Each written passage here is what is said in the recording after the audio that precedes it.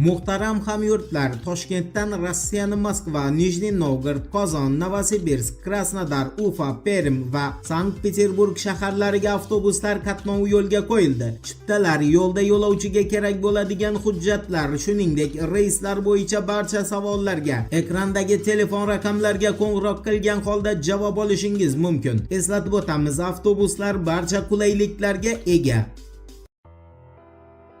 Assalomu alaykum qadrdon muxlis. Siz bilan siz bilgan va kutgan kanal Turfa olam. Wall Street Journal agentligining xabariga ko'ra, Amerika Qo'shma Shtatlari armiyasi Eronga qarshi urush davomida mingdan ortiq uzoq masofadagi nishonlarni yo'q qilishga qodir Tomahawk raketalarini hamda 2000 tagacha turli zenit raketalarni, jumladan THAAD va Patriot tizimlarini ishlatgan. Wall Street Journal agentligi tahlilchilariga ko'ra, Amerika Qo'shma Shtatlariga endi o'zini raketalar zaxirasini to'ldirish uchun kamida 6 yil kerak bo'ladi. Bu holat esa Tayvanni ehtimoliy Xitoy bilan urush boshlangan taqdirda himoya qilish rejalarini qayta ko'rib chiqish bo'yicha maslahatlar va muhokamalarga sabab bo'lmoqda. Aniqrog'i, agar Xitoy Tayvanga yurish boshlaydigan bo'lsa, Qo'shma Shtatlar Tayvanga harbiy texnika borasida, ayniqsa raketalar bo'yicha hech qanday yordam bera olmaydi. Sababi Amerika Qo'shma Shtatlari raketa zaxirasini yirik qismi Ukraina zaminidagi, qolgan qismi esa Yaqin Sharqdagi harbiy harakatlarga sarflandi.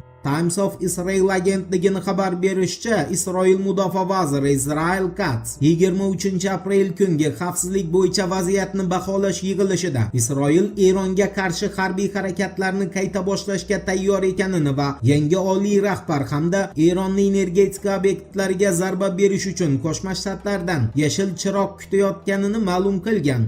Uni so'zlariga ko'ra, Isroil Eronga qarshi urushni qayta boshlashga tayyor va Isroil armiyasi uchun maqsadlar belgilangan. Israel Katzning ta'kidlashicha, Isroil eng avvalo Xumanaiy sulolasini tugatish, shuningdek Eron rahbariyatini vorislarini yo'q qilish va mamlakatning energetika hamda elektr infratuzilmasini vayron qilish orqali iqtisodiy jihatdan izdan chiqarish uchun Amerika Qo'shma Shtatlaridan ruxsat kutmoqda. Shuningdek, u bu safargi hujum boshqacha o'ta halokatli bo'lib, eng og'riqli nuqtalarga zarba berilishini va avval berilgan katta zarbalardan keyin rejim asoslarini larzaga solib vayron qilishini bildirgan.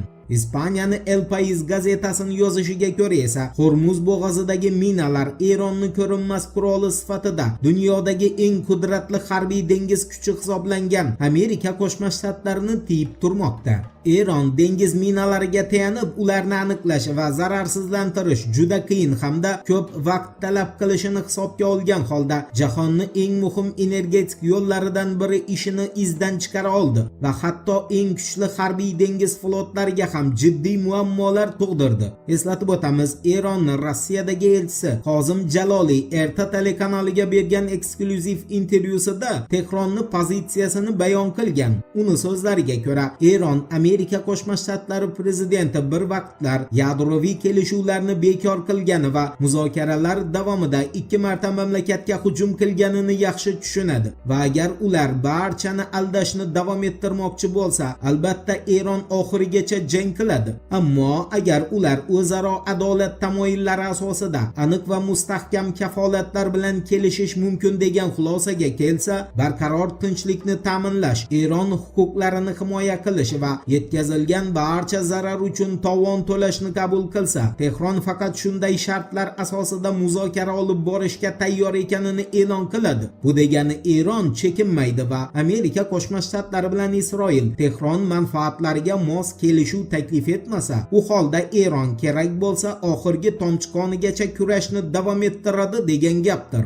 Eshitmaganlar uchun eslatma, sal oldinroq Yaqin Sharqdagi hujum guruhiga qo'shilishi kutilgan Qo'shma Shtatlarning George Bush samolyot tashuvchi kemasi Amerika Qo'shma Shtatlari markaziy qo'mondonligi CENTCOMni ma'lum qilishicha, o'zini zarba guruhi bilan birga Qizil dengizni chetlab o'tish uchun Atlantika okeanining sharqiy qismi orqali Afrikani aylanib o'tishga qaror qilgan va Hind okeaniga yetib kelib, e'tibor bering, Amerika Qo'shma Shtatlarining 5-floti hududida o'z faoliyatini boshlagan.